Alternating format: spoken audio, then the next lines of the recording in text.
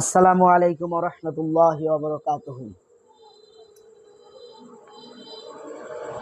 আল্লাহর কাছে সবচেয়ে সুন্দর কথা হচ্ছে আল্লাহ সবার জন্য।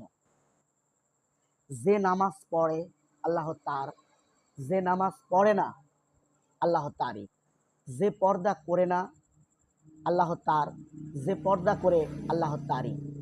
পাপী হওয়া মানে এই নয় যে আল্লাহ আপনার জন্য নন। দুনিয়াতে কারো বলার অধিকার নেই যে আপনি গুনাহগার, আল্লাহ আপনার জন্য নন।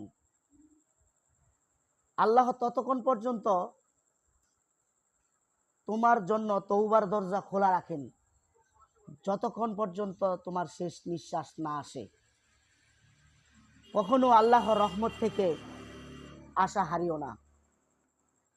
তোমার জন্য দুনিয়ার সকল দরজা বন্ধ হয়ে গেলেও